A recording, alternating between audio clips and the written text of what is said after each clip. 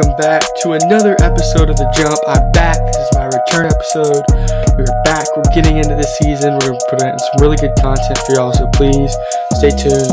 Stay tuned in, locked in, subscribe, follow, like all of the good things. And we are doing really well, so let's keep that going. Keep the numbers, keep them up, get them higher. And we have some pretty ambitious goals. Like we said, we're going to give y'all some rewards the more subscribers we can get. So, today, we're going to talk about the rumors that Clemson and Florida State are in fact not going to be headed to the Big Ten. They're going to be headed to the Big 12. So, if you don't know, Florida State has filed a lawsuit, and so has Clemson actually, against the ACC to get out of their grant of rights. And a grant of rights is sort of like, it's like a deal, right? You give a certain conference the rights to your media, the production that is your football, right? Your Saturday football.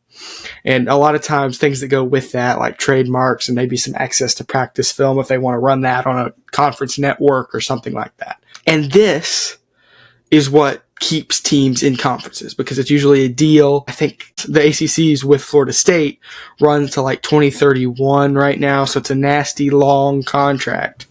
And that is the issue that prevents teams from leaving conferences because the grant of rights is so expensive. The buyout is so huge because obviously these teams, the product has a very high value that it is really hard to get out. It's like it is a lot of money for Florida State to get out. But the reason why the rumors to the Big 12 are so appealing is that because the Big 12 has explored corporate partnership, you may have seen this, that they're going to start trying to put ads on like at midfield for like Pop-Tarts or Cheerios or Allstate or something, right? And that is going to give them more money.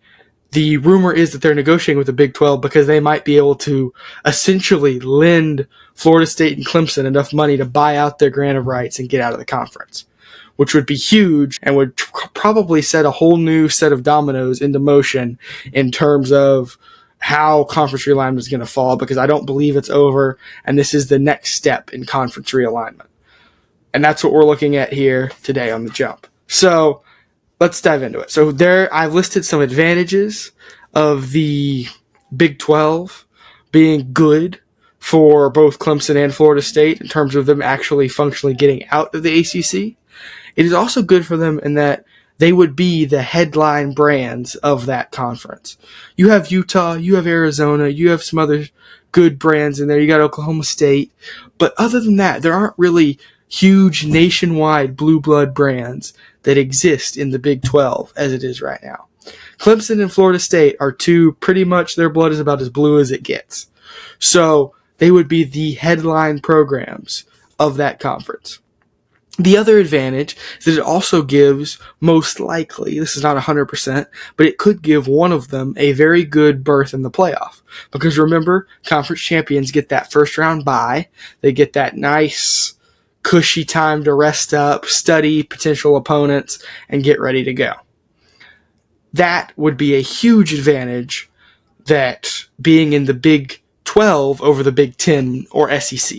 Because Big 10 and SEC, you're not the top of the food chain. And the Big 12, you would be. Less exposure, less money potentially, but I've even heard that it would be to the tune of $15 million a year, which sounds like a lot. But there's so much advantage in that you get to be at the top of the food chain in terms of football, and you can really make a lot of stuff happen in terms of the playoffs and giving yourself the best shot to go and win that national championship. Now, there are also significant downsides to going to the Big 12 over a conference like the Big 10 or the SEC. There have been more rumors of Big 10 than SEC, but I'm including it for the purpose of including it here. The Big 12 is a smaller conference.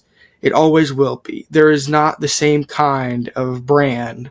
There is not the same caliber of football played in the Big 12 as there is in the Big 10 and the SEC. That's just going to be true. You can't really change that. It's impossible to change that at this point because there's too many big programs clustered in the Big 10 and the SEC for the dynamic to fundamentally shift to the Big 12. Texas isn't going to leave the SEC to go back to the Big 12. Alabama isn't going to leave the SEC. Georgia isn't going to leave the SEC. Ole Miss isn't going to leave the SEC. And on the Big 10 side, Ohio State not leaving, Oregon not leaving, Michigan not leaving, and a lot of other teams, USC not leaving. They're not going to leave because they get a lot of money and it's a good environment for them. So by signing another grant of rights with the Big 12, which is what you'd have to do to get into the conference, you would lose out on the potential to be a part of that market. Because imagine how much more stacked any given conference would be if it got Florida State and Clemson. That's true for the Big 12, maybe disproportionately, but it's also true for the SEC and the Big 10. That would be a big get for them. They don't need it. And they're not necessarily going to make them an offer you can't refuse, but they don't need it. But if you want that additional revenue, maybe that's where you go. Maybe that's better. And additionally, you're going to play a higher caliber of football because there's a chance that Florida State in 2027 or whatever joins the Big 12, waltzes through, ends up in the playoffs, and they get smacked by the third seed out of the SEC that's like an Alabama or a Texas because they don't play the same caliber of football in the regular season. So there is that risk. You run that risk football-wise. There is always going to be a lesser caliber of football in the Big 12 than in the Big 10 and the SEC. That's just true, and it's going to generate problems in the playoffs. So if you are national championship driven, which I believe Mike Norvell and Florida State are, and I know Dabo Swinney and Clemson are, there is a potential downside having not betted in your team and know exactly what you have. And that is the main disadvantage. And obviously money, which is the key motivator. But we don't like to talk about money here. We like to talk about football. And that is your football disadvantage for going to the smaller conference. So right now, they're just rumors. I've seen several different news articles throwing all kinds of different numbers around, timelines, schedules. That's why I'm not getting too specific into that. My best intel is that they're in discussions right now. I don't know what discussions mean. I don't know if that means they're going to close a deal tomorrow or won't close a deal till 2030. I don't know. I know they want out, and I know the Big 12 is in a place to offer them an advantageous deal, and that might end up happening. So that's your little update for the jump here. This is a return video. This is a bit of a quick one, but I will be getting more into all your favorite college football topics. We're going to be talking about everything, trying to get some more film study, some more specific team videos, what do they need to do, and things like that, just to get us ready for the season and get us geared up. Thank you for watching, and have a great day.